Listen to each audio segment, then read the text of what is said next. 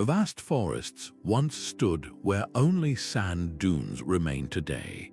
We are uncovering the lost forests of Earth, the ancient woodlands that mysteriously transformed into deserts. By the end, you will understand the powerful forces that can turn a thriving ecosystem into a barren landscape, and what this means for our world now.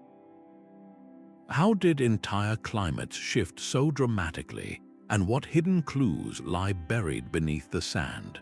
What does the fate of these forgotten worlds make you consider about our own future? The world was a different place then, a planet cloaked in green, sunlight filtered through canopies of giant ferns, their leaves broad and dripping with moisture. The air itself felt heavy, thick with the scent of damp earth and thriving vegetation. Strange creatures, ancestors to what we know today, moved through this lush undergrowth. This was not a fleeting moment but an age, spanning millions of years, where vast and stable woodlands covered continents. Regions that are now stark deserts were once cradles of incredible life, supporting complex webs of existence from the soil up. These ancient forests were far more than just collections of trees. They were powerful climate engines. Their dense vegetation pulled immense amounts of carbon from the atmosphere, while their intricate root systems and daily transpiration created their own rainfall, recycling water in a constant, life-giving cycle.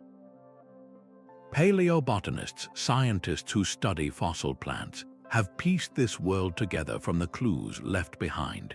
They find the imprints of primitive leaves in stone and discover massive coal beds that were once layers of rotting forest floor, compressing over eons into fuel. The dominant trees were not the oaks and maples of today, but towering relatives of modern conifers and vast stands of scale trees, their bark patterned like reptile skin. The health of this entire system depended on a delicate balance. Thick, rich soils built over millennia held nutrients and moisture. Complex hydrological systems, from small streams to great rivers, were fed by the forests themselves. And everywhere, symbiotic relationships flourished, like the fungi that connected to tree roots, forming a hidden network that exchanged nutrients between plants. You can see a ghost of this world in places like the Petrified Forest National Park. There, immense tree trunks lie shattered on the ground, but they are not wood. They have been completely transformed into solid, colorful stone. Each glittering crystal was once a living cell, each ring a year of growth in a vibrant, wet world. It forces a powerful question. How could something so vast, so stable, and so deeply rooted simply vanish?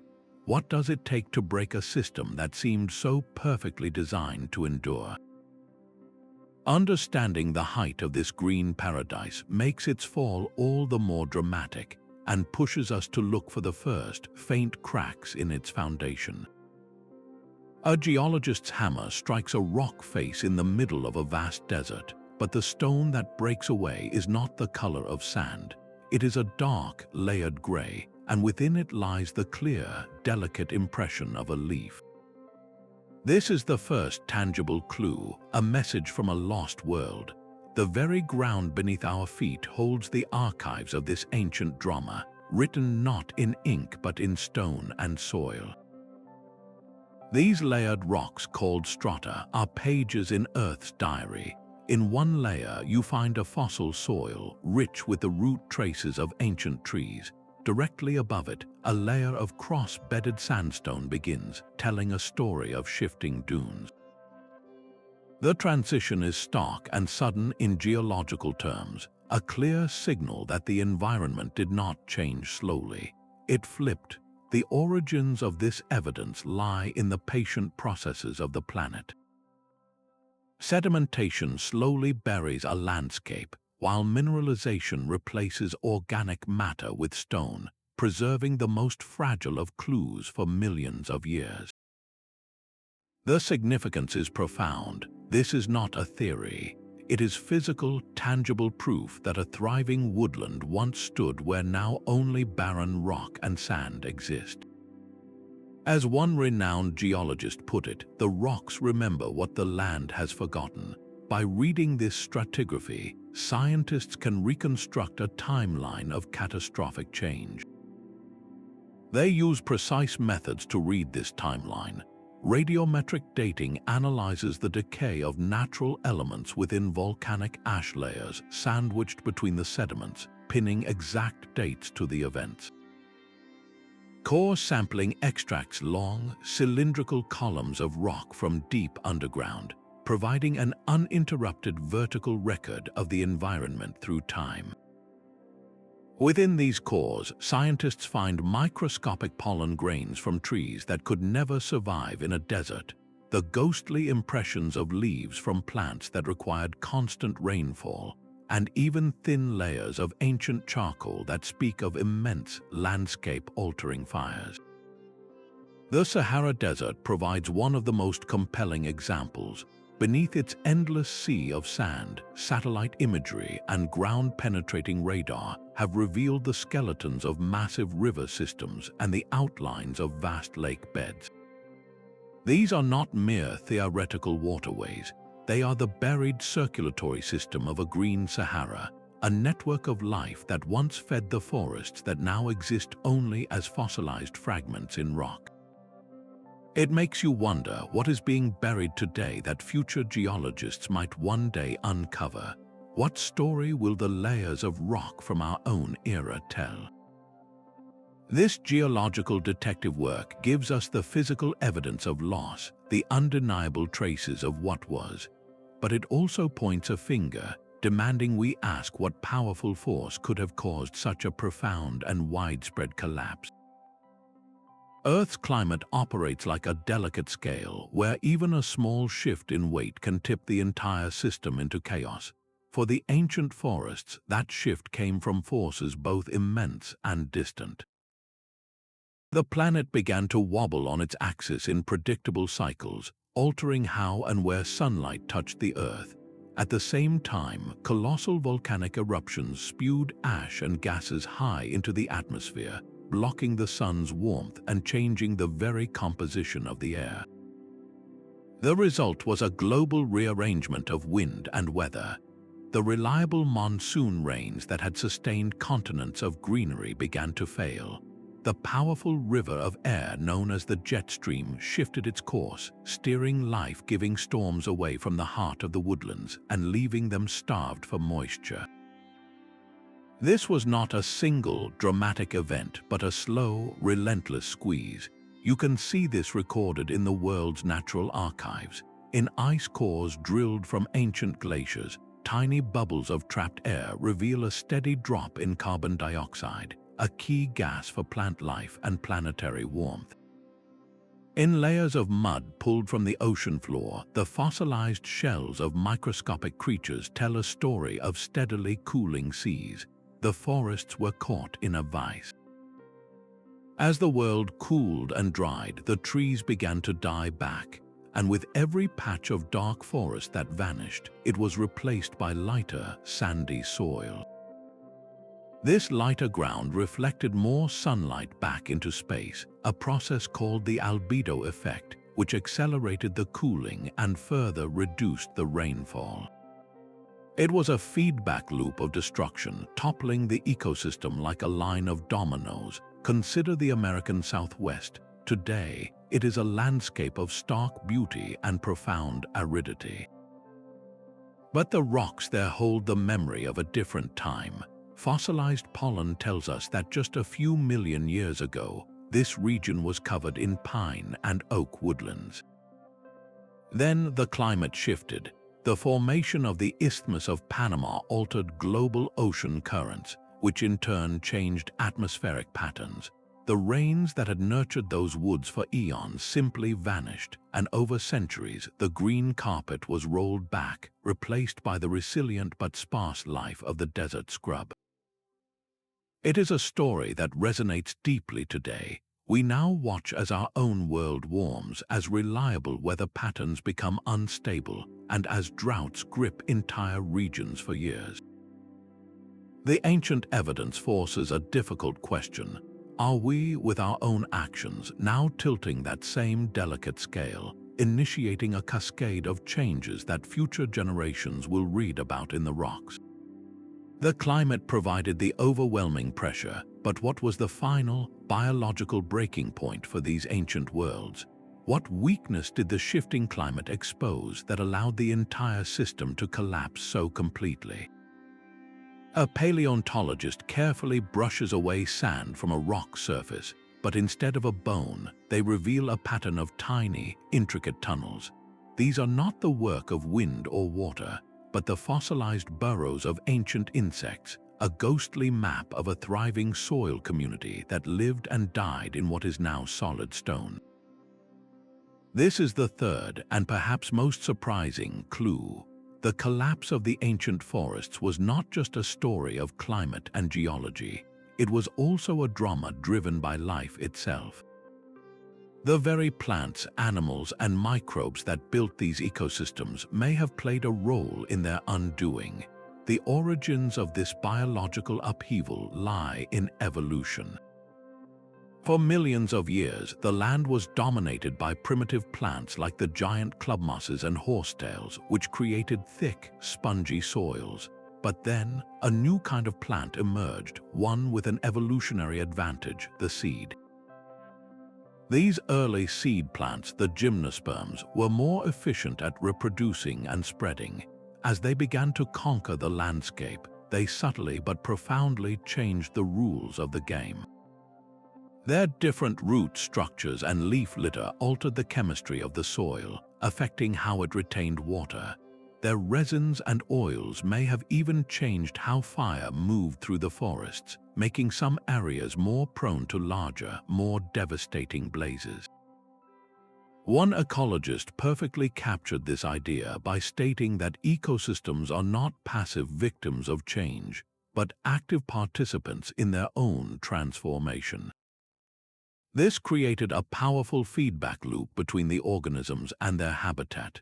As the climate became drier and more stressful, these internal shifts within the ecosystem accelerated the decline. The intricate nutrient cycles that had sustained the ancient woodlands began to break down. The communities of fungi and microbes that decomposed fallen leaves and recycled nutrients back into the soil struggled to survive. With fewer decomposers, the soil became poorer, which stressed the trees, leading to more dead matter on the forest floor, which then could not be properly recycled. It was a slow, silent starvation. You can think of it like a perfectly balanced team where one key player suddenly changes the playbook. The spread of the new gymnosperms in the Mesozoic era was like that.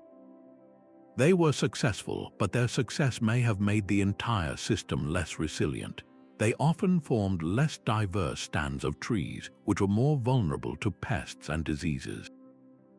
Their different relationship with the soil could have reduced its stability, making the land more susceptible to erosion once the rains finally failed.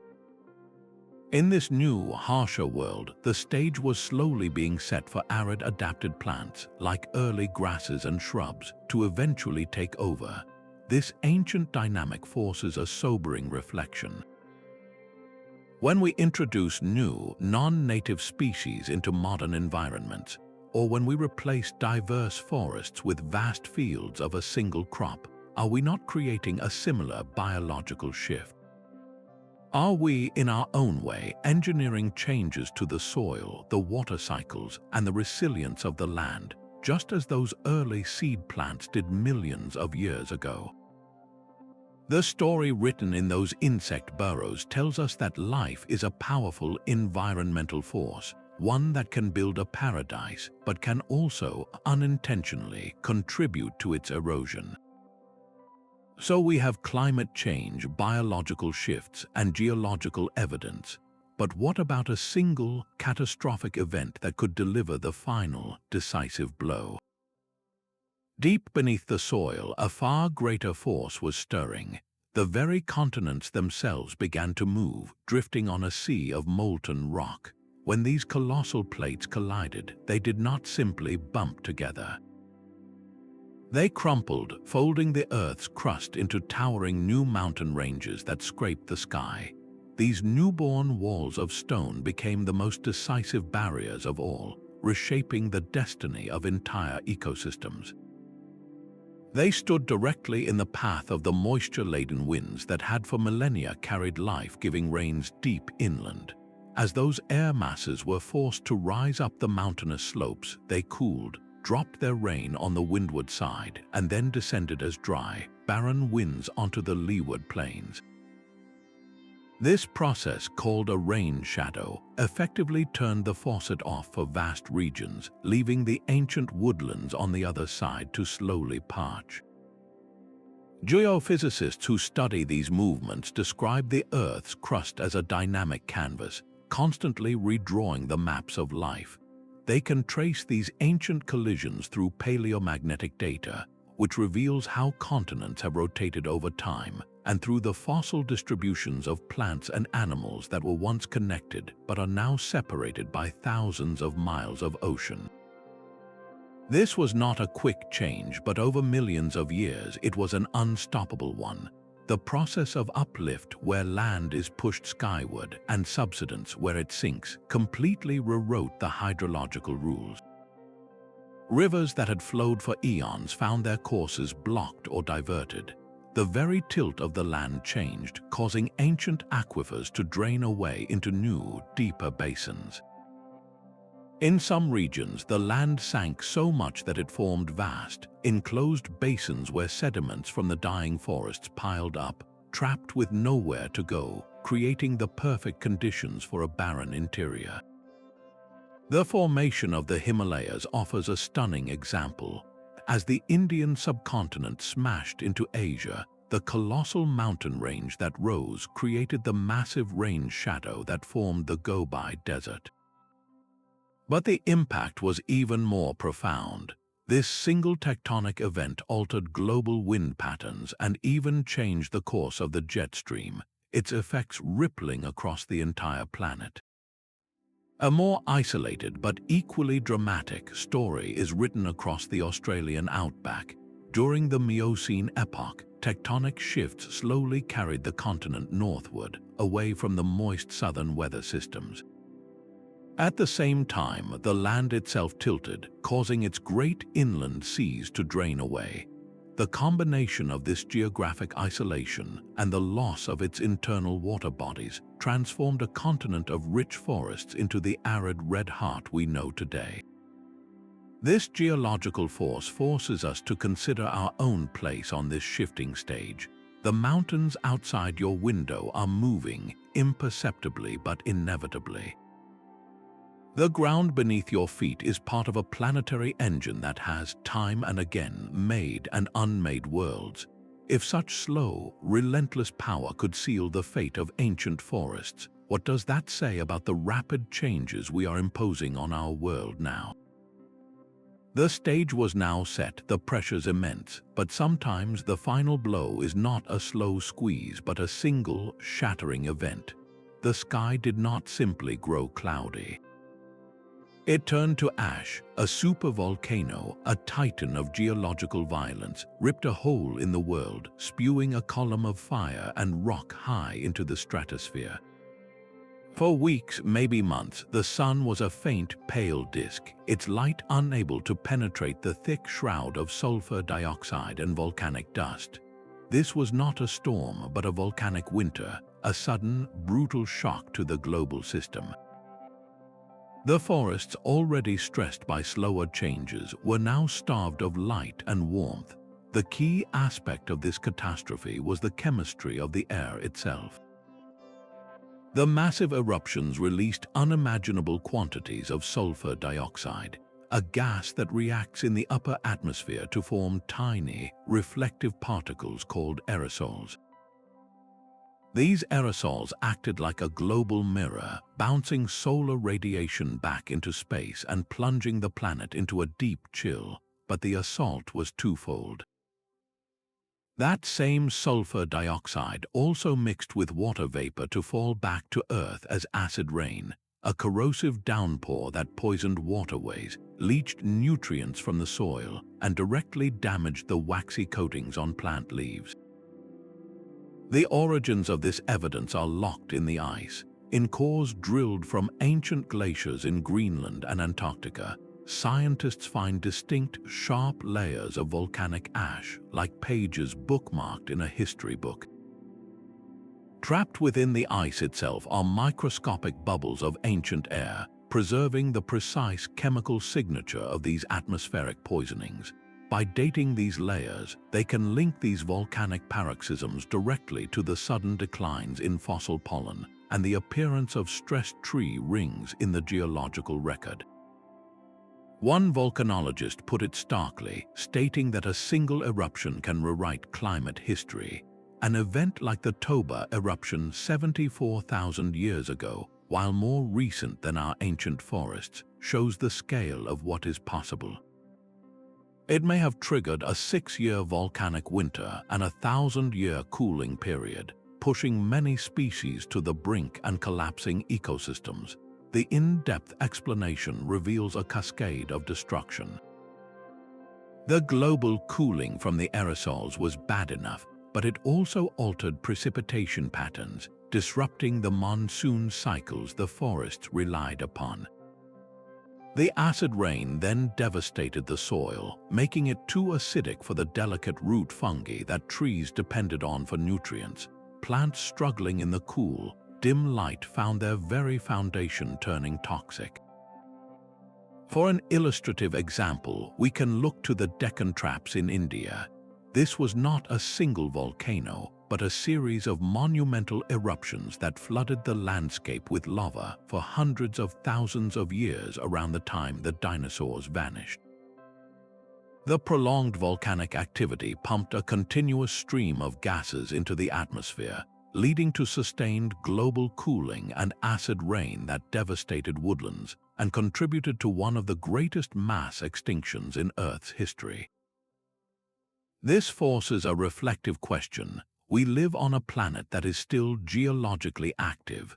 What would a similar scale eruption today do to our modern, interconnected world and its fragile food systems?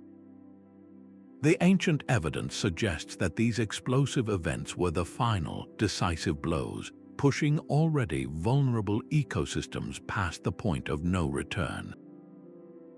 And in the wake of such fire and acid, another force often followed, one that would finish the job the volcanoes started, sweeping across the withered landscape with a terrifying finality. Fire is a sculptor of worlds. It does not merely destroy, it transforms, clearing away the old and brittle to make space for the new. But in these ancient, stressed woodlands, fire's creative power turned destructive, becoming the final stroke that tipped entire ecosystems into barrenness. The key aspect of this clue is the role of fire as an accelerant. When a landscape is already parched by climate shifts, a single lightning strike can unleash an inferno that ravages thousands of square miles of ancient woodland, leaving the soil bare and utterly exposed.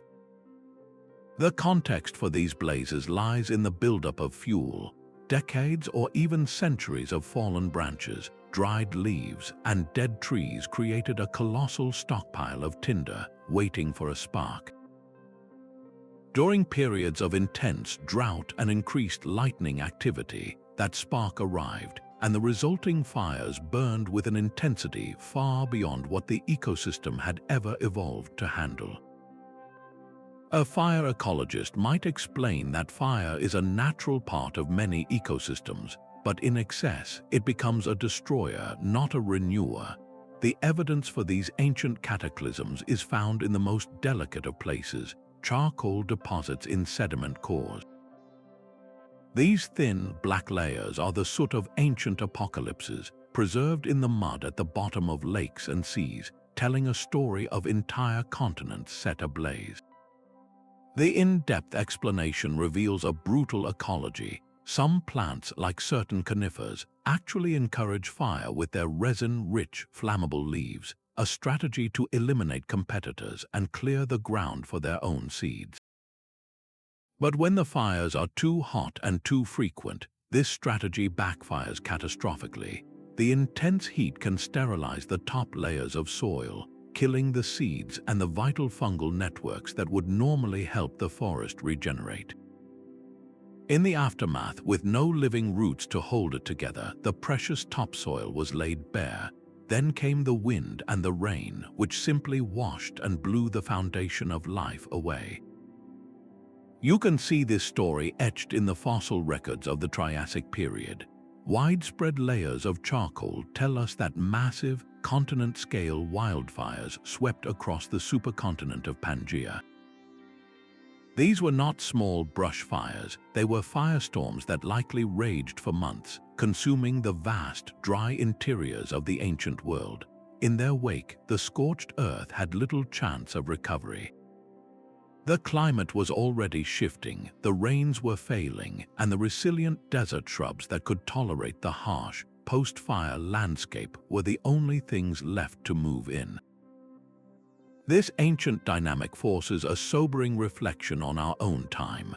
When we see today's unprecedented wildfire seasons, burning with a ferocity that firefighters describe as unstoppable, are we witnessing a similar acceleration?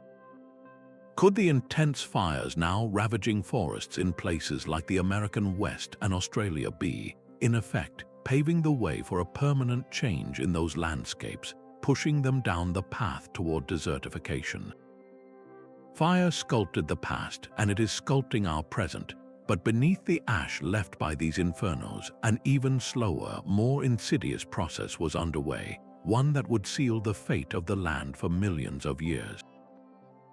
An archaeologist's trowel scrapes against not pottery, but the rusted metal of a simple plow, buried deep beneath layers of sterile, wind-blown sand. This forgotten tool is a silent testament to a world that was lost not to war, but to the slow, inexorable theft of the very ground it once tilled. The seventh and perhaps most foundational clue in the death of the ancient forests lies not in the air or the rock, but in the soil itself. When the protective canopy vanished, the skin of the earth was left exposed and vulnerable. The key aspect was soil degradation, a process where the rich, living mantle that had taken millennia to build was simply washed and blown away. This was the final, irreversible step that locked the landscape into permanent barrenness. The origins of this catastrophe are found in basic, powerful forces. Once the trees were gone, the intricate web of roots that had bound the soil together withered. Heavy rains, when they did come, no longer soaked into a spongy forest floor. Instead, they gathered into torrents of runoff, carving deep gullies as they carried the precious topsoil away to the sea. In drier periods, the relentless wind took over, lifting the unprotected, dusty earth into massive clouds that could darken the sky for days, a process known as deflation. The significance is profound. This was not just the loss of dirt, it was the loss of fertility itself. The nutrient-rich humus, the complex communities of microbes and fungi, the very memory of the forest stored in the ground, was stripped away, leaving behind only a hard, mineral substrate. One soil scientist perfectly captured this idea, stating that soil is the skin of the earth, and when it is wounded, the whole system suffers. We can see these ancient wounds in the analysis of paleosols, or fossil soils.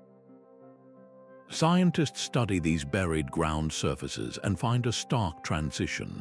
A deep, dark layer full of organic matter and the delicate traces of roots is abruptly capped by a thin, pale, and compacted layer, utterly devoid of life. This is the geological record of a system in collapse. The in-depth explanation reveals a cascade of failure. Without roots to aerate it, the remaining soil became compacted, preventing water from percolating down to recharge groundwater. In some regions, as water evaporated from this compacted surface, it drew salts up from deeper layers, creating a toxic crust of salinity that nothing could penetrate. This erosion was often accelerated by biological pressures. In some ancient ecosystems, the desperate overgrazing by large herds of megafauna, all competing for dwindling vegetation, would have torn up the last remaining plant cover and trampled the fragile soil crust.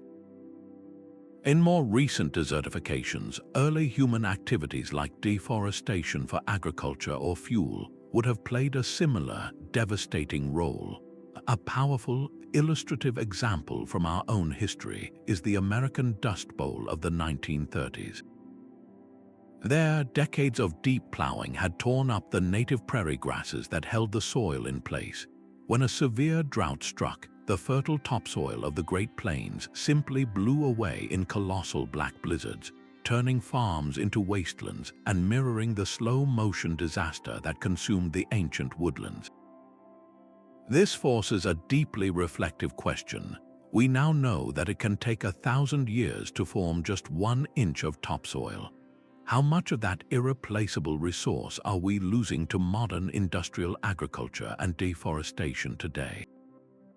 Are we, in our pursuit of short-term abundance, carelessly scraping away the very foundation of our future food security and ecosystem stability? The story of the lost forests is ultimately a story about the ground beneath our feet. When the soil is gone, the land holds no memory of the forest that once stood there. But the final act of this ancient drama involved one last critical resource, the water that had once made such lush life possible in the first place. Satellite images reveal the ghost of a river, a dark, winding vein beneath the pale skin of the Sahara. This is the radar's echo of a waterway that once carved its path through a living world, a channel that carried not just water but the very pulse of the forest. The eighth and final clue in the death of these ancient woodlands lies in the hydrological collapse, the moment the land's bloodstream failed. The key aspect here is the complete alteration of the water cycle, where reliable surface water vanished into the ground or the sky, leaving the forests to die of thirst. This was the last resource to go, and with it, all hope of recovery was extinguished. The context for this disaster often involved the failure of continental monsoon systems, the life-giving rains that had sustained the woodlands for eons, or the tectonic capture of major rivers, diverting their courses and leaving entire basins to dry up. When a river is stolen by geological forces, the land downstream is left with only a memory of water. The evidence for this is stark. Hydrologists drill into the deep, fossil aquifers beneath modern deserts, finding water that fell as rain millions of years ago, now too deep and too isolated to support any surface life. They analyze the sediments of ancient lake beds, layers of fine clay that settled in still, deep water, now capped by a crust of salt and sand. One hydrologist perfectly captured the tragedy, stating that water is the bloodstream of ecosystems, and when it fails, everything withers. The in-depth explanation reveals a cascade of thirst. It begins with base flow reduction, the slow but constant seepage from groundwater that keeps rivers flowing between rains. As the climate dried and recharge lessened, this base flow dwindled, turning perennial rivers into seasonal streams and then into dry, sandy washes. This was followed by full aquifer depletion as the trees, in a desperate struggle to survive, sent their roots deeper and deeper, tapping into the last reserves until even those were exhausted. In the end, the only water left was what occasionally pooled in low spots, forming temporary, salty playas that would quickly evaporate under the relentless sun, leaving behind barren salt pans that poisoned the soil. A powerful, illustrative example is the story of Lake Mega Chad in Africa. Just 5,000 years ago, this was a vast inland sea, larger than the Caspian Sea is today, its shores fringed with forests and savannas. It was sustained by mighty rivers flowing from distant highlands, but as the climate shifted and the monsoons weakened, the rivers shrank. the Great Lake itself began to evaporate, retreating century by century until all that remained was the small Lake Chad of today, a shrunken puddle in a desert basin that was once a forested paradise. This ancient water crisis forces a deeply unsettling reflection. Today, we see our own great rivers, like the Colorado in the United States, often failing to reach the sea. We pump ancient aquifers like the Ogallala at rates far beyond their natural recharge. The ghost rivers of the Sahara are a warning. Are the water sources that sustain our modern cities and farmlands the next to join the ranks of these spectral waterways, remembered only by future generations as a faint trace on a satellite image? The aquatic perspective makes one thing brutally clear. Without a constant, reliable supply of fresh water, even the most robust ecosystem is living on borrowed time. And into this world of growing aridity, a new, intelligent species was beginning to walk, a creature that would learn to use fire and shape stone, and whose own survival would soon become intertwined with the fate of the remaining forests. A charred stone tool lies beside the fossilized bones of a giant ground sloth, a silent witness to a new kind of force shaping the world. This ninth clue introduces a pivotal character in our story, a tool using species whose arrival marked a turning point for the already stressed woodlands. The key aspect here is the rise of anthropogenic influence, the moment when human activity, however unintentional, began to weave itself into the fabric of ecological collapse. Early hominins spreading across continents during the Pleistocene did not set out to destroy forests, but their survival strategies sent ripples through an ecosystem already on the edge. They used fire to flush out game, creating clearings that, once opened, rarely grew back into dense woodland. They hunted the great megafauna, the mammoths and mastodons that had roamed for eons. These giant herbivores were not just impressive creatures, they were ecological engineers. Their grazing kept undergrowth in check, and their massive bodies carried seeds across vast distances, helping to regenerate the forests. As one anthropologist noted, even small populations can have oversized impacts on fragile environments. The charcoal layers from this period tell a story of more frequent fires, and the fossil sites show bones of these giants clearly butchered by human hands. The in-depth explanation points to the Overkill Hypothesis. This theory suggests that as human hunters became more efficient, they may have driven many of these large herbivores to extinction. The loss of the mammoths was about more than just losing the animals themselves. It meant the loss of a crucial ecological process. Without these massive gardeners to disperse seeds and manage the understory, the forests became denser with flammable debris in some areas, and in others, the clearings created by fire began to expand, permanently altering the landscape.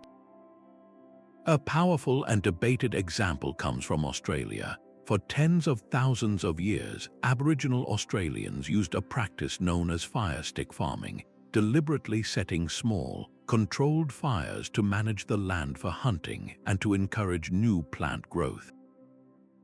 This practice over millennia is thought by many researchers to have fundamentally transformed the continent, gradually turning dense, fire-sensitive forests into the more open, fire-resistant eucalypt woodlands and grasslands that characterize much of Australia today. It was not an act of malice, but an adaptation that slowly reshaped an entire continent. This human element forces a deeply reflective question. If our ancient ancestors, with their simple tools and small numbers, could inadvertently tip the balance of entire ecosystems, what does that say about the scale of our own impact today? With our global industry and vast agriculture, are we not applying the same pressures, but with the force of a sledgehammer instead of a stone tool?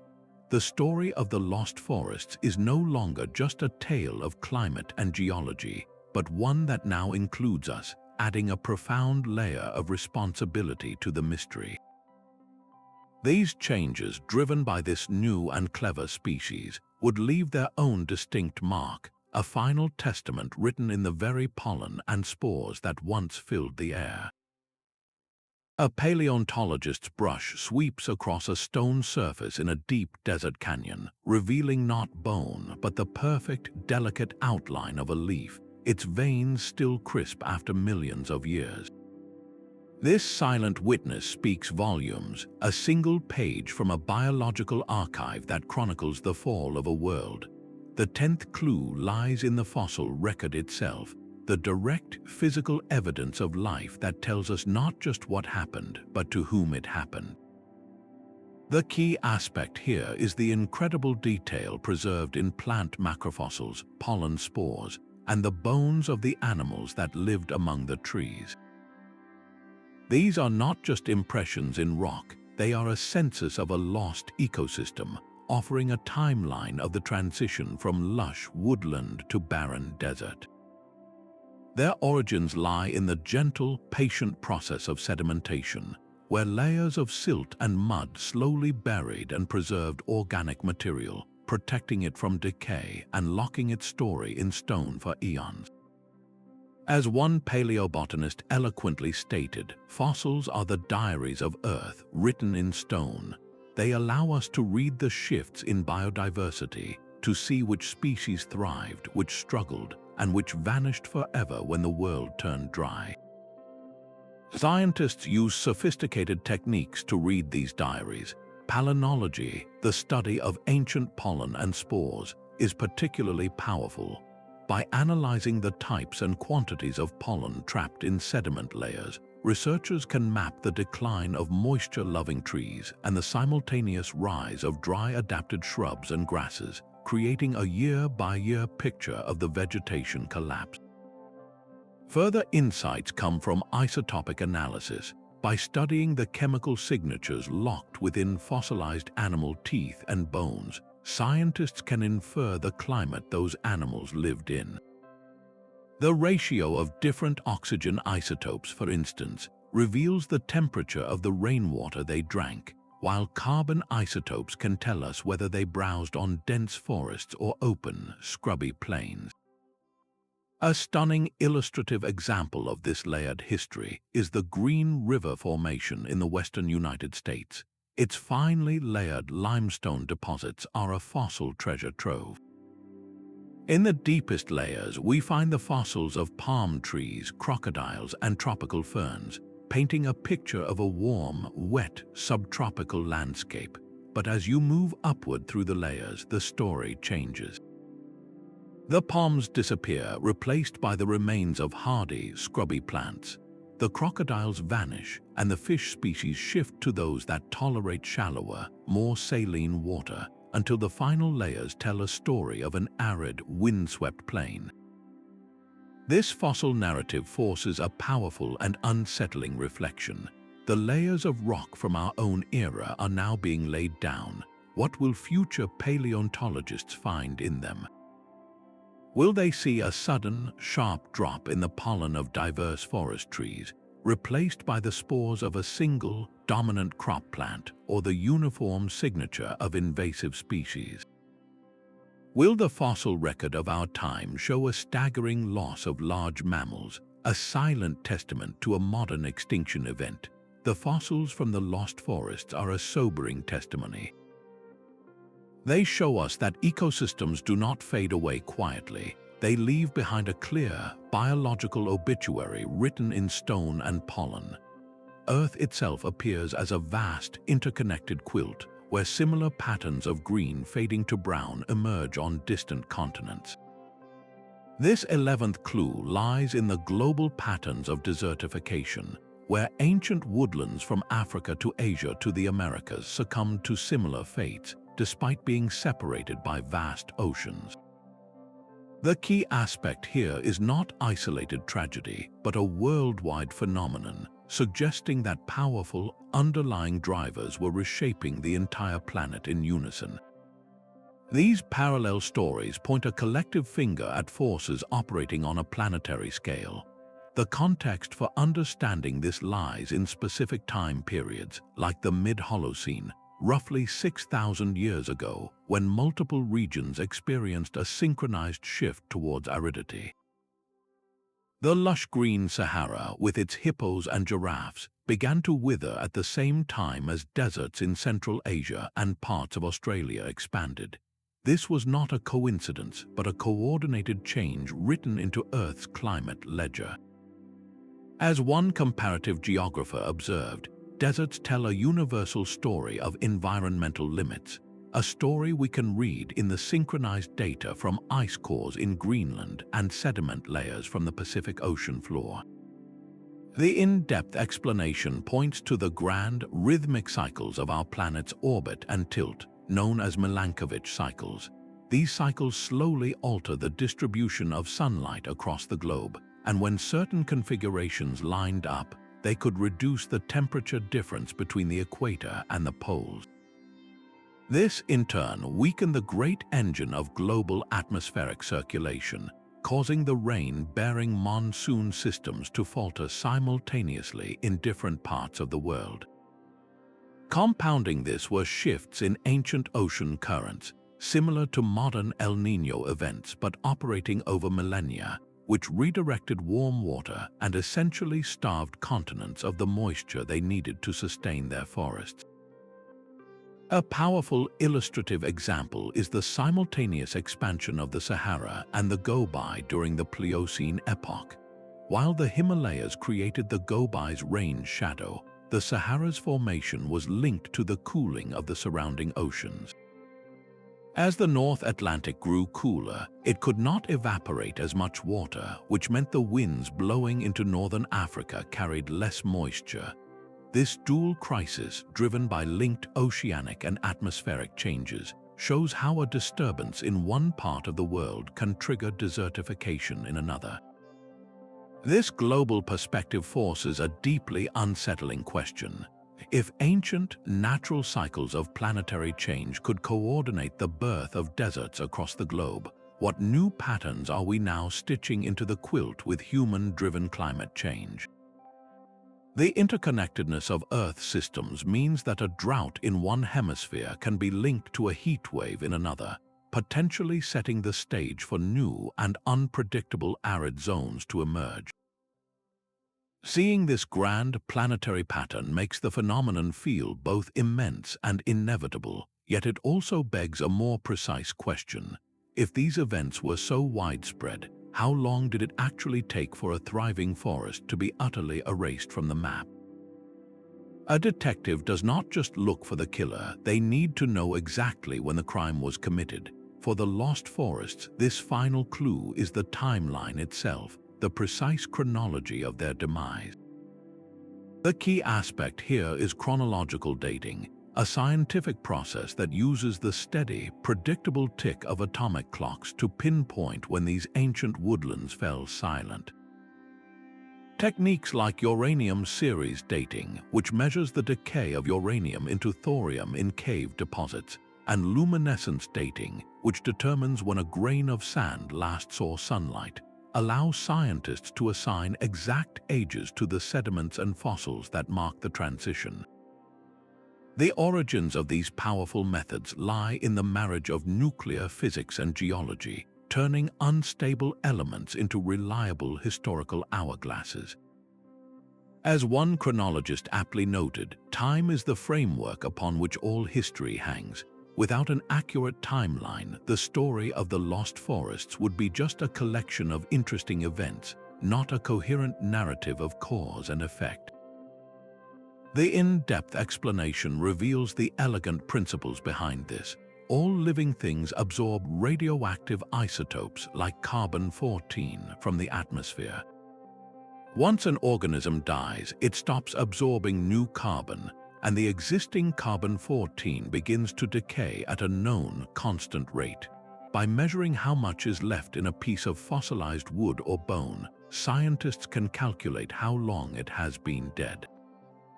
To ensure reliability, they cross-reference this with other methods, such as potassium-argon dating from volcanic ash layers, creating a robust and verifiable timeline. An illustrative example comes from the sands of the Arabian Peninsula. Here, radiocarbon dating of ancient lake sediments and archaeological sites reveals a dramatic story. Around 6,000 years ago, a thriving savanna woodland, home to hippos and water buffalo, rapidly collapsed. The dating shows that within just a few centuries, the lakes dried up, the pollen record shifted from trees to desert shrubs, and the human settlements that depended on that green world were abandoned, their stone tools left behind as the dunes advanced. This precise timeline forces a deeply personal reflection. We measure our own lives in years and decades, but the planet operates on a scale of millennia. Can you perceive a change that takes 500 years to unfold? How do we recognize a slow-motion crisis when we are living inside it? The consequences of a shift that seems gradual across centuries become absolute and irreversible for every generation that follows. This temporal backbone makes the narrative real, transforming it from a vague legend into a dated, documented event. With a timeline firmly established, we can finally ask the most pressing question of all: what were the ultimate consequences for the web of life that called these forests home? A single set of fossilized footprints cuts across a dried mudflat, the tracks not walking but running, a desperate sprint frozen in stone for millions of years. This 13th clue reveals the true cost of the lost forests, the ecological chaos that unfolded as the green world crumbled. The key aspect here is biodiversity loss, a catastrophic unraveling of the intricate web of life that left entire ecosystems hollowed out and simplified. When the forests died, they took countless species with them, not in a single moment, but in a slow, grinding collapse of food and shelter. The significance is profound, for these ancient events show us that the loss of a habitat is far more than a change of scenery. It is a death sentence for the specialized creatures that called it home. As one conservation biologist notes, biodiversity is the insurance policy of ecosystems, and losing it increases vulnerability to every new shock. The fossil record from this period tells a stark story. In one layer, you find a rich assemblage of bones and pollen from 100 different species of plants, insects, mammals, and birds. In the layer just above, that number plummets, leaving only a handful of hardy survivors. This drop in species richness is the biological echo of the forest's fall. The in-depth explanation reveals the domino effect of this collapse, a process known as a trophic cascade. The disappearance of large, browsing herbivores, the keystone species that shaped the undergrowth, allowed some plants to run rampant while others vanished. Without these giants to disperse their seeds, many tree species found their range shrinking to nothing. The predators that hunted these herbivores, from massive reptiles to early mammalian carnivores, were left with nothing to eat, their fossilized skeletons often showing signs of starvation and stress. In this new, broken world, the specialists died first.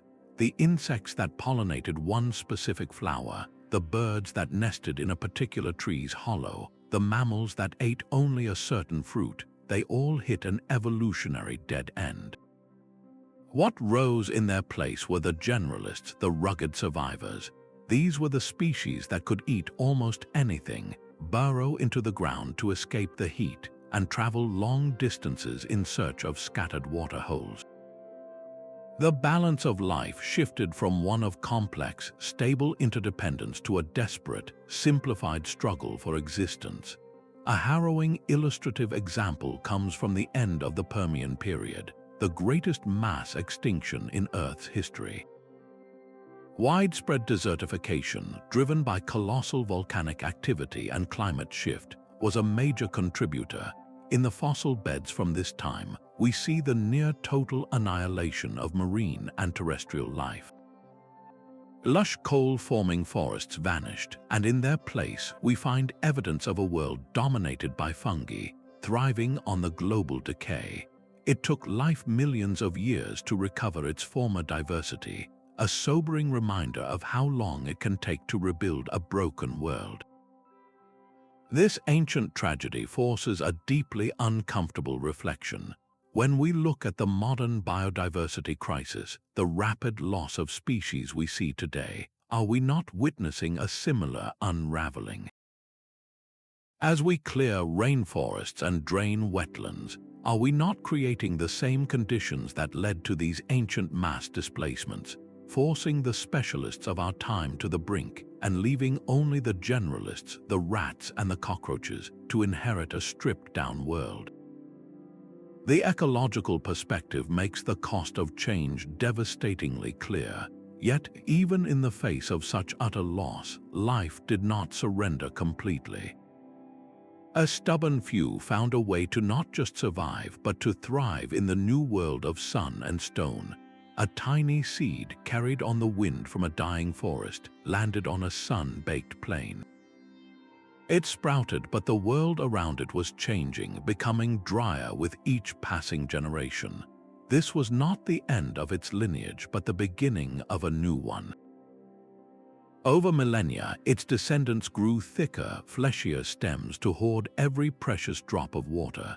Their broad leaves, which lost too much moisture to the dry air, shrank and hardened into sharp spines that deterred hungry animals.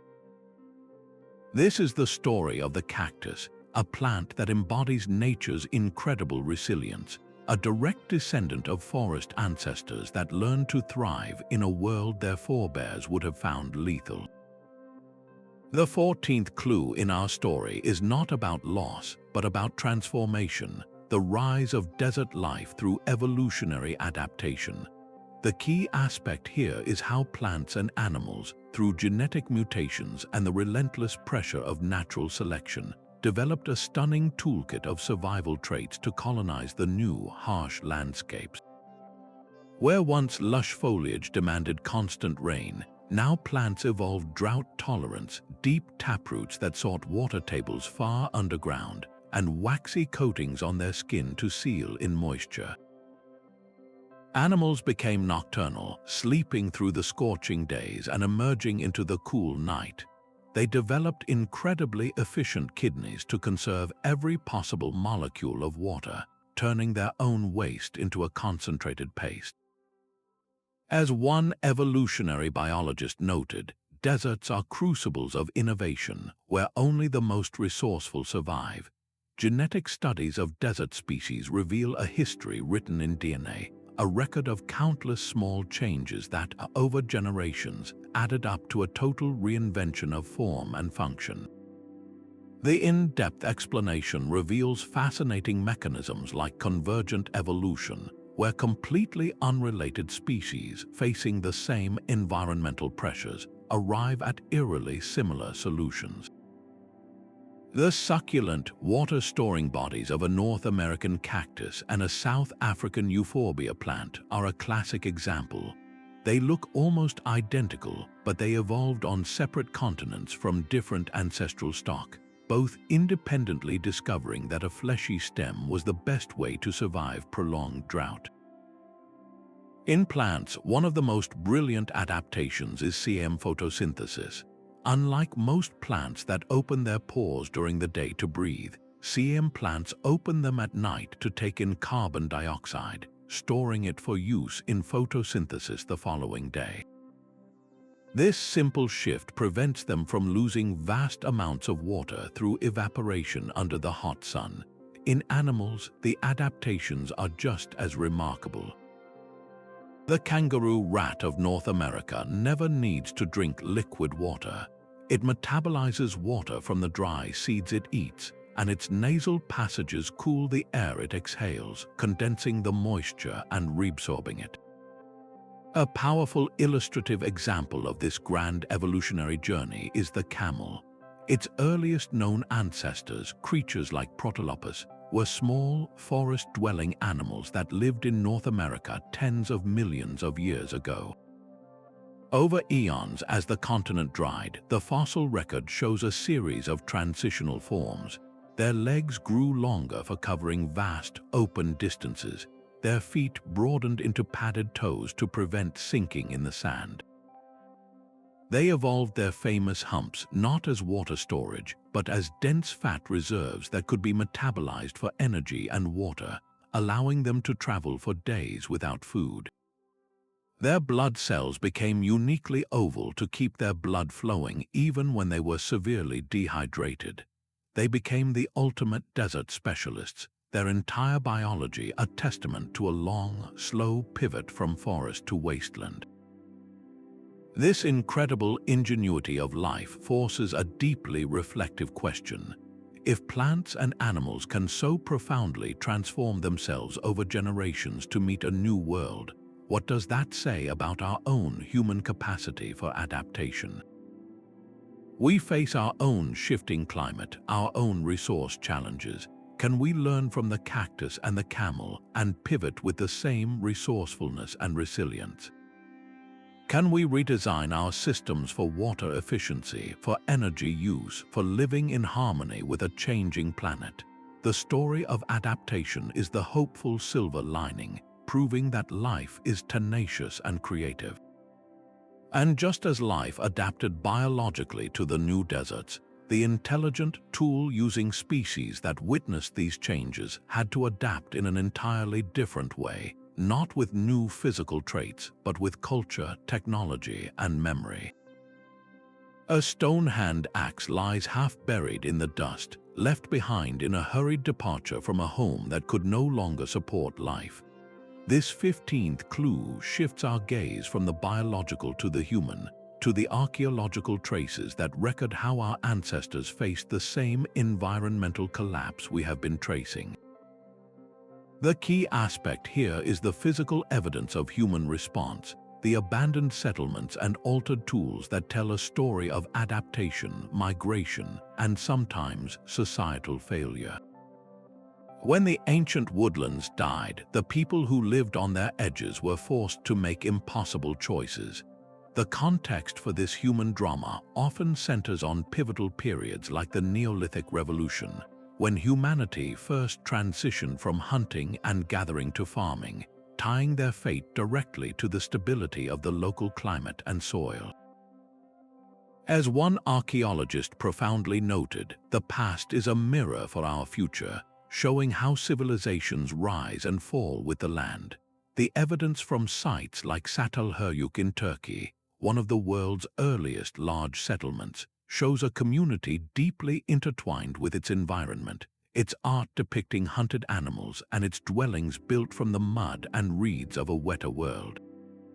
When that world changed, the people had to change with it or perish. The in-depth explanation reveals a spectrum of human ingenuity and desperation. Some societies developed sophisticated irrigation canals to channel every drop of vanishing river water to their fields. Others carved intricate terracing into hillsides to conserve soil and capture rainfall. Many ultimately abandoned their stone homes and fields entirely, adopting a nomadic lifestyle to follow the retreating rains and scattered water sources. These adaptations were not just practical, they were a matter of survival, and they often came with a cost. The concentration of people around shrinking oases could lead to conflict, as seen in the weaponry and fortified walls that appear in the archaeological record during periods of intense drought. A powerful illustrative example is the collapse of the Akkadian Empire in Mesopotamia. Around 4,200 years ago, this was the world's first great empire, a cradle of civilization with thriving cities and vast grain stores. Then a mega-drought, possibly lasting for centuries, gripped the region. Cuneiform tablets speak of salinized fields and dust storms darkening the skies. The archaeological layers show a sharp decline followed by abandonment. The Fertile Crescent, the very land that gave birth to agriculture, began to turn to dust, and an empire built on grain crumbled from within, its people scattering in a great migration. This ancient human story forces a deeply personal reflection. Our modern global civilization is built on a similar, precarious foundation of stable climate and predictable water. How would our own societies handle a mega-drought of a similar scale? Would we resort to conflict over dwindling resources, or would we find a way to collaborate, to innovate, and to live within our environmental means? The choices made by those ancient peoples, etched into the ruins of their homes, underscore the timeless importance of sustainable practices and resilient food systems. Their history is not a distant legend, but a direct lesson in the consequences of a broken relationship with the land. Those who cannot remember the past are condemned to repeat it. This powerful statement from philosopher George Santayana echoes across the millennia, connecting the fate of the lost forests directly to the choices we make today. The 16th clue in our mystery is not buried in rock or pollen, but lies in the practical application of this ancient wisdom. The key aspect here is the direct line we can draw from paleoecological data to modern conservation, using the story of the past as a blueprint for a more resilient future. The collapse of ancient woodlands was not a single event, but a cascade of failures in soil management, water use, and biodiversity protection. By understanding this, we gain critical insights into sustainable land management, climate resilience, and the protection of our own ecosystems. One conservationist put it perfectly, stating that ancient ecosystems teach us about thresholds and tipping points, the invisible lines we cross only when it is too late to turn back. The significance of this is profound. We are no longer just detectives of the past, we are its students, and the lessons are urgent. We can use this knowledge to guide reforestation projects, ensuring we plant native, climate-resilient species that rebuild soil health. We can design water conservation strategies that mimic the natural hydrological cycles of a healthy forest, rather than fighting against them. We can even harness the principles of carbon sequestration, recognizing that restoring forests is one of the most powerful tools we have to pull carbon from the atmosphere, just as those ancient woodlands did. The in-depth explanation reveals a strategy called ecosystem-based adaptation. This approach does not fight nature, but works with it, using the inherent strengths of a healthy ecosystem to buffer against climate shocks. The core principles are simple yet transformative. Preserving soil organic matter is foundational, as just a 1% increase in soil carbon can hold thousands of gallons of additional water per acre, creating a buffer against drought. Prioritizing native species is equally critical, as these plants have co-evolved with the local soil, insects, and animals, creating a resilient, self-sustaining web rather than a fragile, simplified plantation. A stunning illustrative example of these principles in action is the Loess Plateau in China. For centuries, this vast region was a deeply eroded, barren landscape, its soil stripped away just as it was in the ancient deserts we have explored. But a massive restoration project, informed by an understanding of historical ecology, transformed it. By terracing slopes to prevent erosion, banning grazing to allow natural regeneration, and planting native trees and grasses, they restored the land. The result was a dramatic return of vegetation, the rebirth of local waterways, and a tangible improvement in the lives of millions of people. Similarly, Africa's Great Green Wall Initiative is a monumental effort to combat desertification by planting a mosaic of trees and shrubs across the entire width of the continent, directly inspired by the knowledge that a greener Sahara once existed. This is not just about planting trees, it is about restoring an entire ecological system, piece by piece. This practical application of ancient history forces a deeply personal reflection. What is your role in this story? The choices we make every day, from reducing our carbon footprint to supporting local reforestation efforts, are the individual threads that weave the fabric of our collective future. Can we learn from the past fast enough to avoid repeating its most tragic chapters? The fate of the lost forest shows us that no ecosystem, no matter how vast or stable, is permanent. But it also shows us the incredible power of life to adapt, and with our help, to reclaim what was lost. Armed with these hard-won lessons from history, we are now turning to a new frontier in this investigation, one that uses the most advanced tools of the present to see the past with a clarity once thought impossible.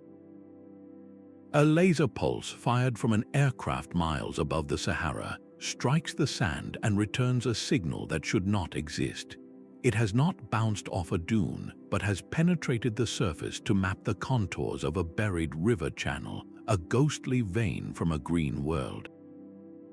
This is the power of LiDAR, a technology that lets us see through the ground itself, revealing the skeletons of lost forests without turning a single shovelful of earth. The 17th clue in our investigation lies in these technological leaps, where tools from aerospace and genetics have given us a revolutionary new lens on the past. The key aspect here is non-invasive exploration, the ability to collect high-resolution data across vast, inaccessible landscapes, transforming our understanding from educated guesswork into precise, three-dimensional maps. These methods have their origins in the Cold War and the space race, but they have been repurposed to answer some of Earth's oldest questions. Remote sensing from satellites like Landsat constantly monitors the planet, its sensors detecting subtle variations in vegetation and soil moisture that hint at buried secrets. Ground-penetrating radar sends electromagnetic pulses into the Earth, building a picture of subsurface structures like ancient lakebeds and fossilized root systems. One technologist perfectly captured this shift, noting that innovation peels back the layers of time, giving us eyes where we had only guesses. The in-depth explanation reveals even more profound tools. Scientists can now extract trace amounts of ancient DNA, known as cedar-DNA, from layers of compacted sediment. This genetic dust, left behind by the plants, animals, and microbes of a lost world, allows them to reconstruct an entire ecosystem's cast of characters from a single core sample. This is not just finding a fossil, it is resurrecting a biological community from its microscopic shadows.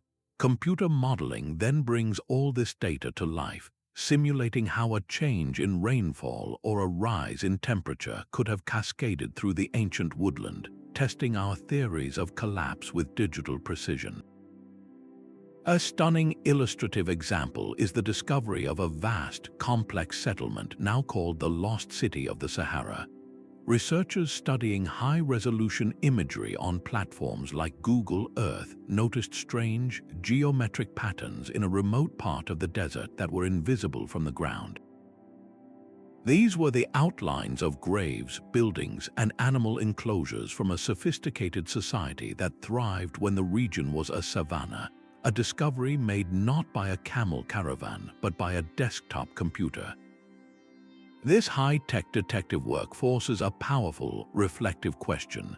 If we can use satellites to find cities buried for millennia, what other historical mysteries, from the location of Alexander's lost tomb to the full extent of the Amazon's ancient urban centers, might these tools unlock? And more urgently, can this same technology, this God's eye view of our planet, help us monitor deforestation in real time, track the spread of deserts today, and guide our efforts to restore the degraded lands of our own era? This technological clue is a testament to human ingenuity, proving that our greatest tool for understanding the past may be the brilliant inventions of the present. But with all this new data and clarity, a final question emerges from the scientific community, one that remains hotly debated. What was the single most important factor that sealed the fate of these ancient worlds? Science is a great and unfinished conversation, a debate hall where brilliant minds clash over fragments of bone and ancient pollen. The mystery of the lost forests is no different, a case where the evidence points in several directions at once, creating a fascinating controversy that remains unresolved. The key aspect here is the scientific debate itself, the ongoing argument over the primary driver of this ecological collapse. Was it the overwhelming force of climate change, the subtle but persistent influence of early humans, or did the forests contain the seeds of their own destruction within their complex internal dynamics? The context for this debate is the nature of paleoecology, a field where new evidence from a single desert canyon can overturn decades of established theory, forcing scientists to constantly redraw their maps of the past. A historian of science might observe that controversy fuels discovery, pushing us to look deeper when the easy answers do not fit. This is perfectly illustrated in the fierce debate over the disappearance of the great megafauna, the mammoths and giant ground sloths that vanished alongside the forest. One camp champions the Overkill Hypothesis, a blitzkrieg model where human hunters, with their advanced tools and cooperative strategies, hunted these slow-breeding giants to extinction in a geological instant. The opposing view points squarely to the climate-driven model, arguing that the shifting environments and loss of their specific food sources were the true culprits, with human hunting merely delivering a final blow to populations already on the brink. The challenge lies in the frustrating incompleteness of the fossil record. A lack of kill sites does not prove humans are innocent, just as evidence of a changing climate does not automatically mean it was the sole executioner. Interpreting these silent clues requires filling in gaps with informed but competing theories. A contentious modern example is the debate over the Sahara's most recent green period. We know it ended roughly 5,000 years ago, but the exact reason is still hotly debated. The established model points to a wobble in Earth's orbit that reduced monsoon rains, a clear and powerful natural cause. However, a compelling alternative theory suggests that the arrival of pastoralists with their herds of goats and sheep may have accelerated the process. Their grazing could have reduced the vegetation cover, increasing the reflectivity of the land and reinforcing the drought conditions initiated by the orbital shift. This idea of human-mediated change challenges a purely climate-centric view and forces a more complex picture of shared responsibility. This scientific disagreement forces a powerful reflection. How do we, as a society, process complex problems that have multiple, overlapping causes? It is tempting to seek a single villain, a neat and tidy explanation for catastrophe. But the story of the lost forests resists such simplicity. It asks us to sit with uncertainty and to understand that knowledge is not a static monument, but a living, breathing process that evolves with every new discovery. This dynamic, ever-changing pursuit of truth is what makes the mystery so compelling, and it is this same spirit of inquiry that led our ancestors to weave their own explanations for these profound changes, creating myths and legends that have echoed down through the ages. A story told by the elders of the San people in southern Africa speaks of a time when the Great Kalahari was a land of deep shade and plentiful water. They say the trees began to whisper among themselves, growing proud and hoarding the rain, until the sun, angered by their greed, scorched the earth until only sand remained. This is not just a tale, it is a memory preserved across countless generations. The 19th clue in our investigation is woven not into rock or pollen, but into the very fabric of human culture, into the myths and legends that may hold the echo of actual ecological trauma. The key aspect here is how oral traditions and sacred stories from indigenous cultures around the world encode profound wisdom about environmental change, often framing the loss of woodlands as a moral or spiritual consequence. These cultural narratives offer an alternative archive, a deeply human perspective on the catastrophe that geology and biology can only describe. The origins of these stories lie in collective experience, the shared witnessing of a landscape transforming over generations, with the lesson crystallized into a parable to guide future actions. As one anthropologist beautifully expressed, myths are the dreams of humanity, filled with truths about our relationship with nature. We see this in the oldest written story we possess, the Epic of Gilgamesh, where the hero journeys to a vast and wondrous cedar forest, only to confront its divine guardian and in his hubris lay it low.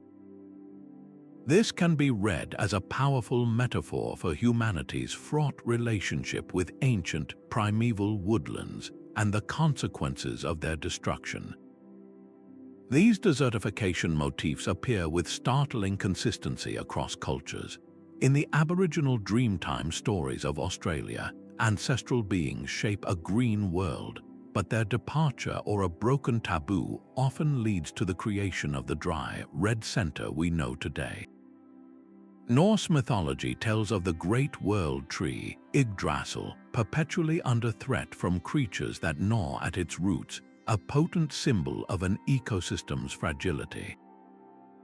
This cultural memory often manifested in protective practices, such as the veneration of sacred groves. From the Druids of ancient Europe to traditional communities in India and West Africa, certain forests were set aside as the dwelling places of gods or spirits, making them inviolate.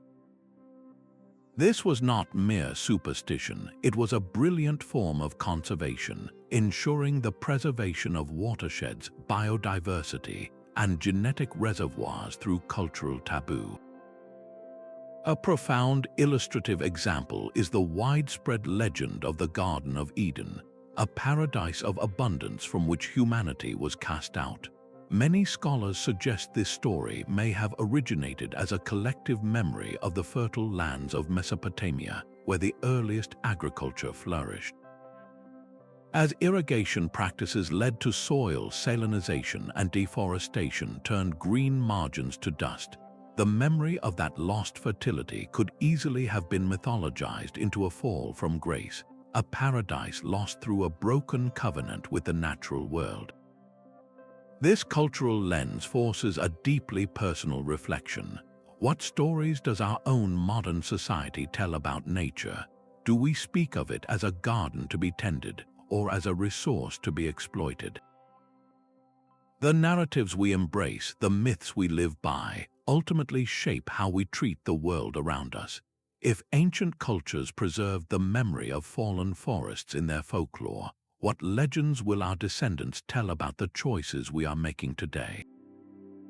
This rich tapestry of human memory adds a vital, emotional dimension to our mystery, reminding us that the loss of a forest is also the loss of a story, a home, and a part of the human soul. And just as these cultural shifts had profound spiritual costs, they also triggered immense economic transformations that would reshape the pathways of human civilization. A merchant once stood in a bustling marketplace, bartering for fine timber and rare resins gathered from the surrounding woods. Within a generation, that same spot was silent, the merchant's descendants long gone, the trade routes that sustained their wealth erased by the creeping sand. The 20th clue in the unraveling of the ancient forests lies in this economic and societal collapse, the tangible human cost of a landscape turning to dust. The key aspect here is the cascade of socioeconomic consequences, where the loss of the woodland ecosystem shattered agriculture, severed trade networks, and created desperate scarcity, inevitably leading to widespread poverty, mass migration, and conflict over what little remained. When the forests died, they took entire economies with them. Societies built for generations on the steady supply of timber for building, medicinal plants for healing, and abundant game for food suddenly found their foundation crumbling. An economist studying these ancient patterns might state that environmental degradation is often the hidden cost of economic short-sightedness, a bill that eventually comes due with devastating interest. The evidence is written in the historical records of famine, in the archaeological layers of abandoned cities, and in the human bones from this period that often show signs of malnutrition and stress. The in-depth explanation reveals how resource scarcity becomes a powerful, disruptive force. It can, in some rare cases, drive innovation, forcing communities to develop new technologies for water conservation or to adopt more resilient crops. But far more often, it leads to a brutal simplification of society. As fertile land and reliable water became scarce, the complex social structures that supported artisans, traders, and artists broke down. The long-term effects reshaped cultural development, as knowledge, rituals, and technologies tied to the forest were lost forever. Survival became the sole focus, often halting technological progress as every ounce of energy was directed toward simply finding food and water. A powerful illustrative example of this dynamic is the decline of the classic Maya civilization. Their magnificent cities, nestled in a tropical landscape, were supported by intensive agriculture. However, evidence suggests that widespread deforestation to clear land for crops and to produce plaster for their buildings led to severe soil erosion. When a series of prolonged droughts struck, the degraded land could not support the large population. The resulting food shortages, social unrest, and collapse of their trade networks led to the abandonment of their great ceremonial centers, a stunning societal collapse linked directly to the overexploitation of their environment. This ancient economic reality forces a deeply unsettling reflection. Our modern global economy is built on a similar, and perhaps even more fragile, foundation of natural resources. When we see modern water crises threatening agricultural regions, or when deforestation contributes to climate instability that disrupts supply chains, are we not witnessing the same pattern play out on a global scale? How do we value a forest, a wetland, or a stable climate within our current economic models when their true worth is only felt in their catastrophic absence? The story of the lost forests makes it clear that ecological health and economic prosperity are not separate concerns. They are two sides of the same coin. This tangible history of collapse begs for a response, a way to apply these hard lessons to safeguard our own future, which leads us directly to the critical role of governance and foresight in shaping our relationship with the land. A royal decree carved into stone ordered the protection of the sacred groves, yet within a century, the very trees it vowed to save were buried under advancing dunes. This 21st clue reveals the profound challenge of governance in the face of environmental collapse, where even the most well-intentioned policies can crumble against the relentless forces of a changing world. The key aspect here is the policy lesson, the hard one understanding that institutional responses, from ancient edicts to modern laws, play a decisive role in either slowing the march of desertification or tragically accelerating it. The origins of this evidence are found in the archaeological record of administration, the broken clay tablets detailing grain rations for forest wardens, the ruins of massive, silted-up irrigation canals that once represented a kingdom's grand ambition. One policy analyst perfectly captured this, stating that history offers a playbook of what works and what fails. We can read this playbook in the successes and failures of land management. Some ancient societies developed remarkably sophisticated systems. The Romans, for instance, implemented early soil conservation laws, recognizing that erosion on hillside farms threatened the food supply of entire cities. They built terraces to slow water runoff and practiced crop rotation to maintain soil fertility, understanding that the health of the land was directly tied to the stability of the empire. The in-depth explanation reveals a critical distinction in how societies were organized. Centralized, top-down governance could muster vast resources for massive projects, like the Qanat systems of ancient Persia. These were underground canals, sometimes stretching for miles, that tapped into mountain aquifers and transported water to arid plains by gravity alone, sustaining agriculture for over 1,000 years through collective maintenance. However, such centralized systems were often brittle, collapsing entirely if the central authority weakened. In contrast, decentralized, community-based governance, where local villages managed their own woodlands and water sources, often proved more resilient. These systems were adaptable, rooted in local knowledge, and could persist even as kingdoms rose and fell around them. The failure of grand irrigation projects in Mesopotamia stands as a stark counterpoint. The Akkadians and their successors dug vast networks of canals, but without understanding the long-term dynamics of their landscape. The irrigation water under the fierce sun evaporated quickly, drawing salts up from the earth and depositing them on the fields. Over centuries, this salinity poisoned the soil, turning the very breadbasket of an empire into a barren crust. A catastrophic policy failure written in the white, salty layers archaeologists find today. This ancient struggle with governance forces a deeply pressing question. As our modern world grapples with climate change and land degradation, are we repeating the mistakes of centralized overreach, building massive, fragile systems, or are we learning to empower local, adaptable communities to steward their own environments? The laws we pass today about deforestation, water rights, and carbon emissions are the modern equivalent of those stone decrees. Will they be remembered as the foundations of resilience, or as the last, futile commands of a society that failed to read the playbook of history? This focus on the structures of power and decision-making naturally leads us to a more intimate dimension of the story: the profound psychological impact such loss had on the human spirit. A child once learned the names of every tree in the sacred grove, their branches the pillars of her world. Now she stands where the grove once stood, her feet sinking into sand that has swallowed the altar stones and the memories held within them.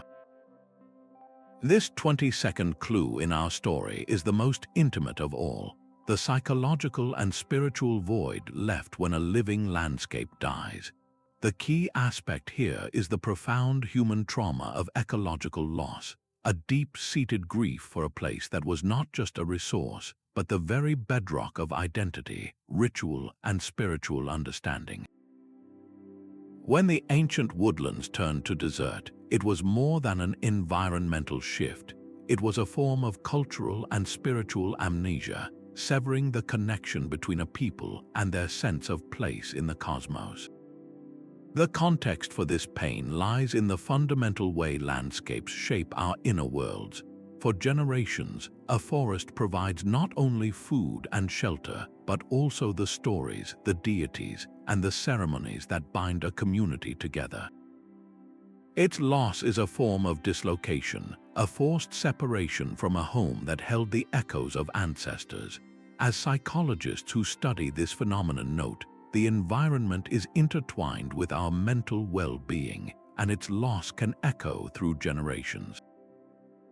This is not a metaphor, but a documented condition now known as solastalgia, a feeling of homesickness while you are still at home, because the home you loved is being destroyed around you. The in-depth explanation reveals the powerful concepts of place attachment and ecological grief. Place attachment is the deep, emotional bond we form with a significant environment, a bond that gives us stability and a sense of belonging. When that place is irrevocably altered, the grief experienced is real and profound, similar to losing a loved one.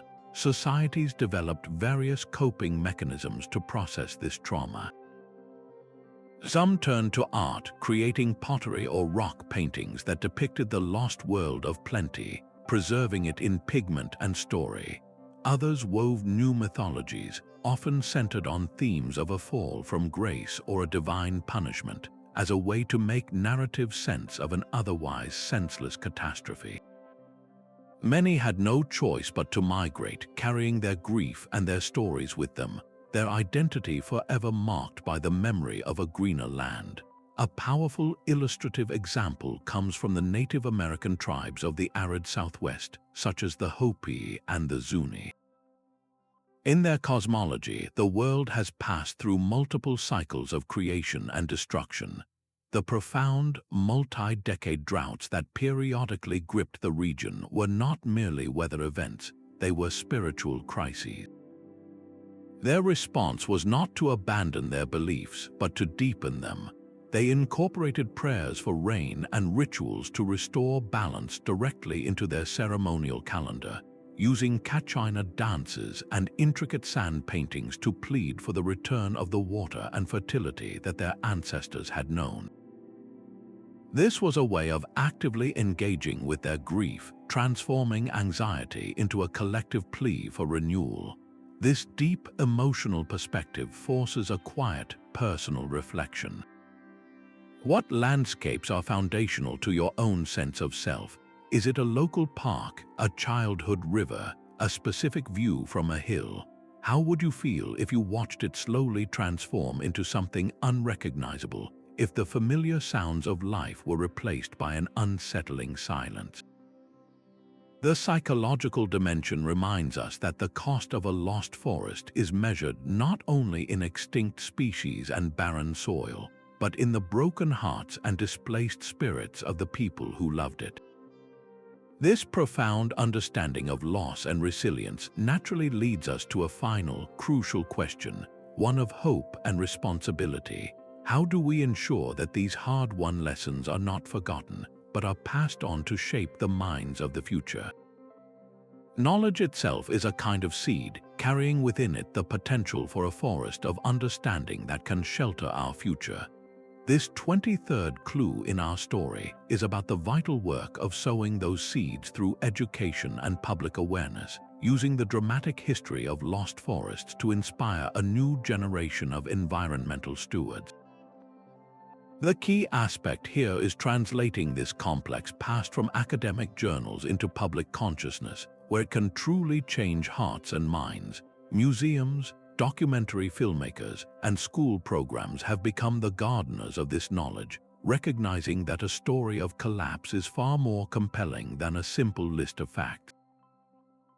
The origins of this outreach lie in a profound realization that to protect our present world, we must first understand the lost worlds that came before us. An educator working with schoolchildren put it beautifully, stating that the best lessons come from the past if we are willing to listen. You can see this principle in action at any major natural history museum, where interactive exhibits let you touch a fossilized leaf from a 300-million-year-old tree, or stand in a life-size diorama of a carboniferous forest, surrounded by the sights and sounds of a planet we will never see again. The in-depth explanation reveals clever strategies for engagement, such as citizen science projects where anyone with an internet connection can help paleontologists by classifying fossil pollen grains or identifying animal tracks in digitized rock surfaces. This transforms passive learning into active discovery. Digital platforms take this even further, using virtual reality to allow you to walk through a digitally reconstructed ancient woodland, watching the very leaves rustle in a simulated breeze before your eyes, making the loss feel both immediate and deeply personal. A powerful illustrative example of this power is the global impact of documentary series like Planet Earth. Its breathtaking footage of modern deserts, contrasted with segments on reforestation efforts, has been shown to directly drive increased public donations to conservation organizations. It proves that when people are shown the beauty and the fragility of our world, they are moved to protect it. This educational mission forces a quiet, personal reflection. How can you help plant these seeds of knowledge? Perhaps you can share a fascinating article about the lost forests of the Sahara on social media, or start a conversation with your family about the Dust Bowl after watching a documentary. Maybe you could volunteer with a local community group working to restore a degraded patch of land in your own neighborhood. Every story shared, every question asked, is a way of watering that seed of awareness. This educational focus does more than just inform. It empowers each of us to become an advocate for the land, armed with the powerful lessons of deep time. With this foundation of public understanding firmly taking root, we can finally turn our gaze from the past to the horizon, to consider the future prospects for the vast desert regions that were once so green. A drone hovers over a barren landscape, releasing not pesticides, but a mist containing millions of seeds coated in a nutrient-rich gel designed to help them sprout in the arid soil.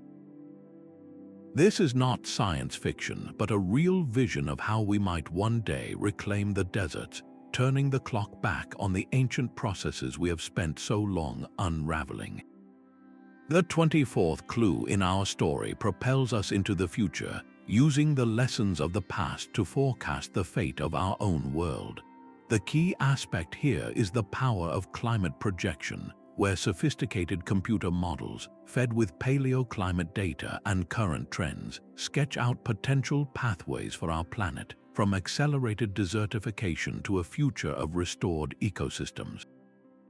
These models, like those in the Intergovernmental Panel on Climate Change reports, act as a planetary crystal ball, showing us the consequences of our choices with startling clarity. The context for these predictions is a simple, terrifying parallel. The same feedback loops that toppled the ancient woodlands, where less vegetation leads to less rainfall, are now being activated by human-caused global warming. A climatologist working with these models offered a sobering guide, stating that the past is not a perfect predictor, but it is a sobering guide. Their projections show that without drastic action to curb emissions, we could see a significant expansion of arid zones, with regions like the Sahel in Africa and parts of the Mediterranean becoming increasingly vulnerable to permanent desertification. The in-depth explanation reveals the critical role of carbon dioxide. While plants needed to grow, the current unprecedented surge in atmospheric levels acts like a fever for the planet. It intensifies heat waves, disrupts global rainfall patterns, and can actually lock moisture into the atmosphere, preventing it from falling as rain on the continents that need it most. This creates a vicious cycle where droughts kill plants, which in turn makes droughts worse. Yet within these grim forecasts lies a seed of hope, the potential for green deserts.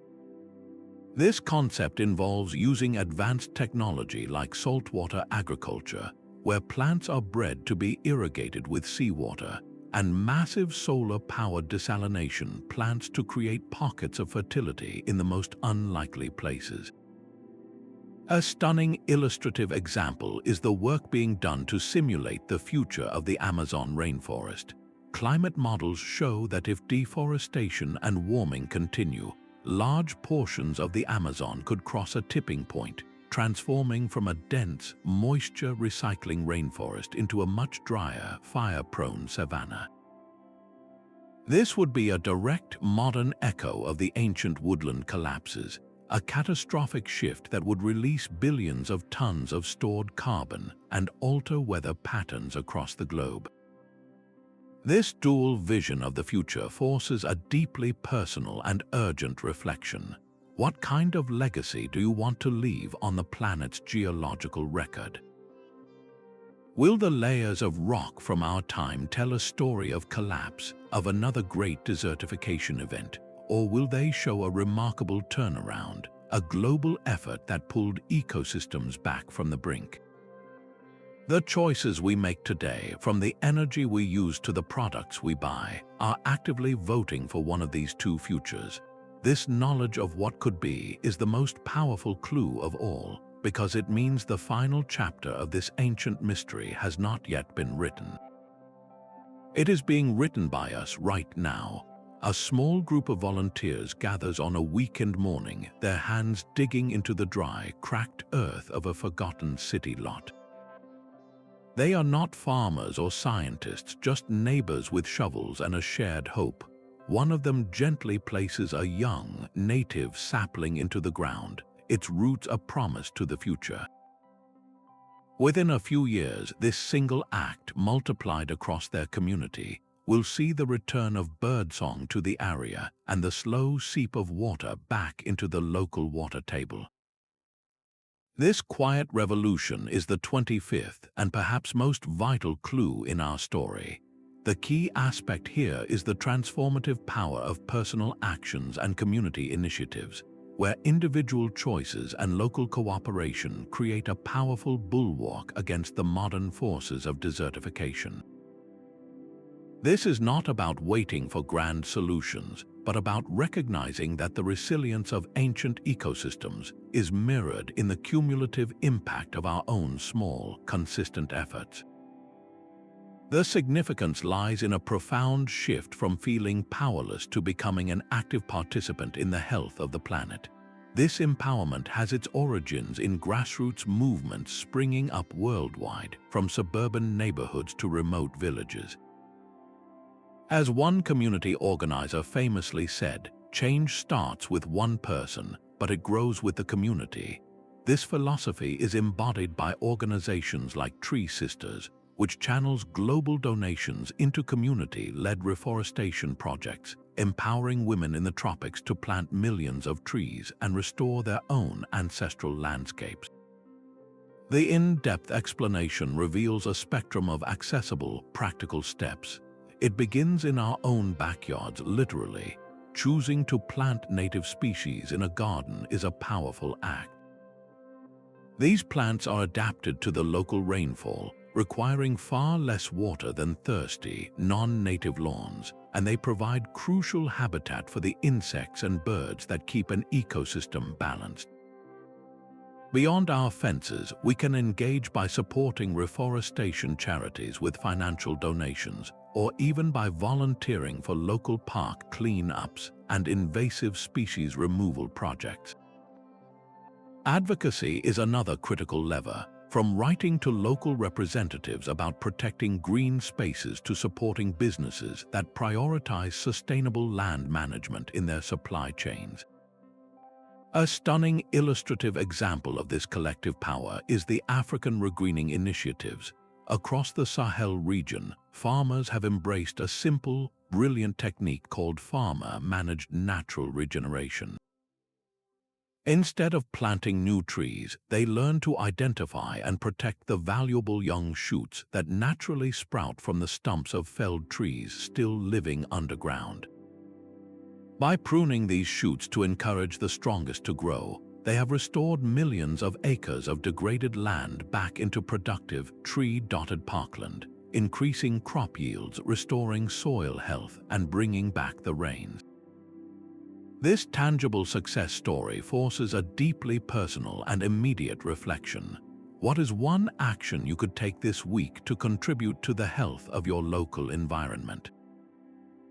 Could you plant one native flower on a balcony, fix a leaky faucet to reduce water waste, or spend an hour learning about a local conservation group?